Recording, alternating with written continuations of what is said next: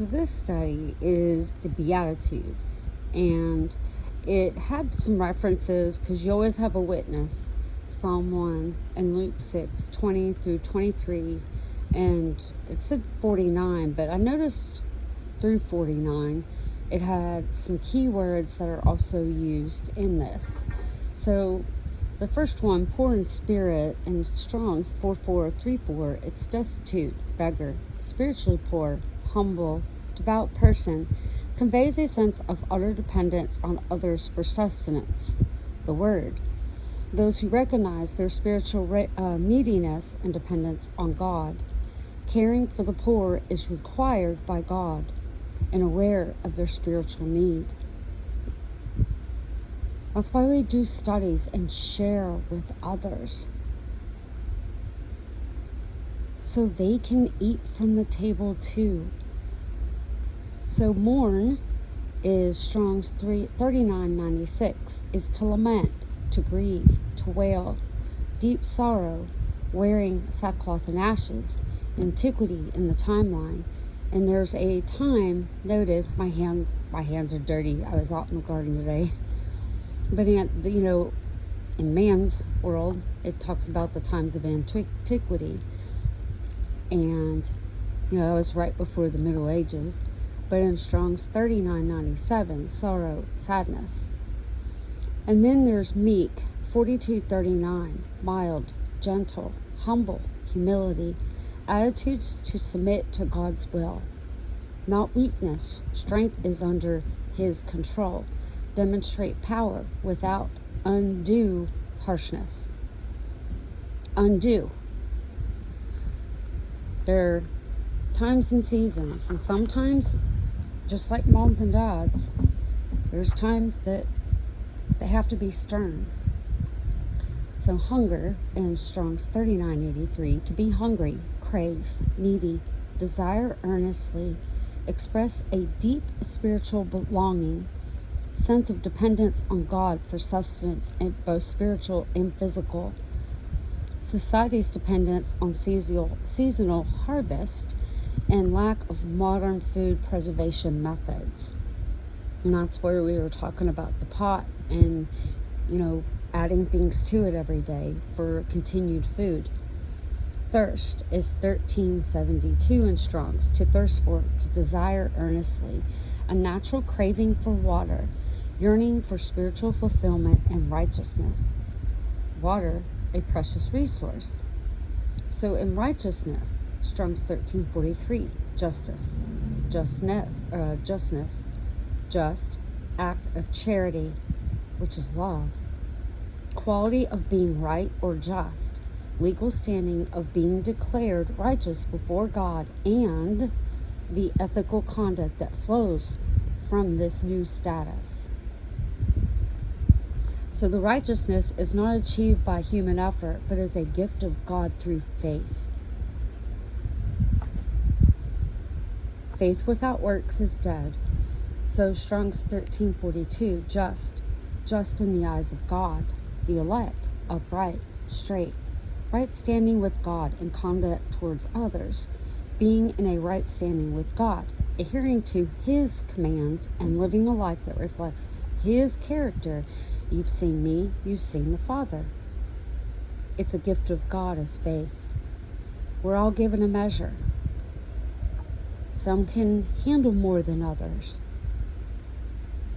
And some think they can't handle as much, but really they can handle a lot more than they even realize. A lot of people are finding that out today. But gift of God, faith, and obey His commands, which are the works, the fruits. And I think once you get to the point of the full stature and measure, going through all the different fruits, and then you get to you be in virtue, virtuous. Healing occurs with virtue. Jesus felt virtue flow from Him when all these people were touching, but the woman with faith that she could be healed because the doctors failed her. She was healed. Jesus felt virtue. And the disciples laughed and they were like, all these people are touching you and you ask who touched me? It was a different touch. It was a touch of desperation. And remember, we shall do his works and greater works. Wow, I'm ready for that. Still think we have things to go through, and just not sure when that's going to come, but there'll be a time for it. But merciful, Strong 1655, full of pity, compassionate, to have mercy, to show compassion, to show kindness and forgiving others, even enemies. That right there cannot be mimicked. That is a big one. And very, you cannot do that without the power of God.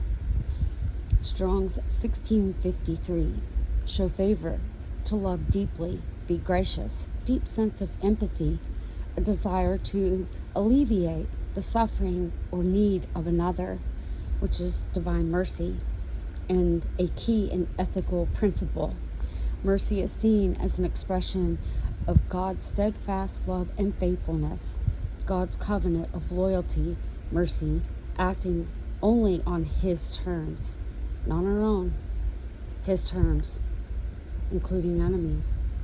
So the pure of heart, pure in 25:13, clean, clear, upright, unstained, guiltless, innocent, chaste, without admixture, unmixed, free from contaminating soil influences of sin, rejection of God. So in the pure of heart, the heart part, the 2588, mind, character, inner self, will, intention, center, inner man, mind or will, inner self, the seat of thought, emotion, decision making, reflecting one's true character and intentions. And today, it's really hard for people to hide what's on their heart now. It's getting more obvious, which is the nakedness. Man's world of the heart drives the blood. Well, the inner self, your heart, drives the one choice, blood or life. And this is Strong's 1818 and 129, power in the blood. Peacemakers, 1518, Pacific, loving, peace, peace to or peace to do, shalom, peace, completeness, welfare, to direct peace, harmony, and reconciliation, efforts in creating unity and resolving conflicts, order and stability, one who takes tangible steps to achieve peace, encompasses the well-being, wholeness, and harmony with God and others. Yep. And that includes the ones you don't agree with. Sometimes being the bigger person is just walking away because nobody wins in an argument. So persecuted in Strong 1377, to pursue, chase, press forward, pursued or chased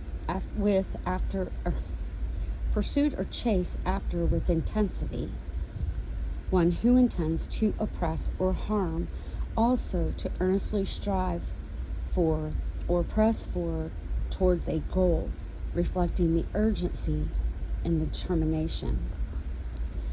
These are key words in the Beatitudes in those verses and what they mean. So it talks about the kingdom of heaven, and in 932, kingdom, kingship, sovereignty, authority, rule, especially of God, both in the world and in the hearts of men. So heaven is Strong 3772. Heaven, sky, the starry heavens, to cover, to encompass. Place where God resides. Those who are raised from the dead. Hebrews 12:23, and it's also in 2 Corinthians 5:1. The church. That's who's the church.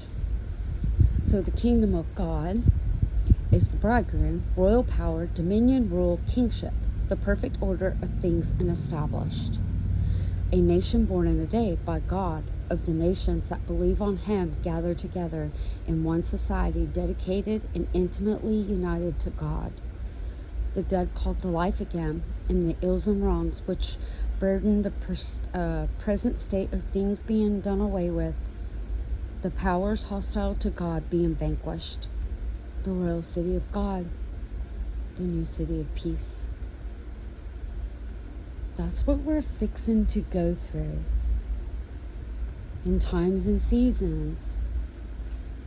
There's, things we have to go through to refine us and bring us to that full stature and measure for the bride to rule and reign. And the dead that will be awakened, they'll be the church. They were asleep. But God promises He'll bring them back.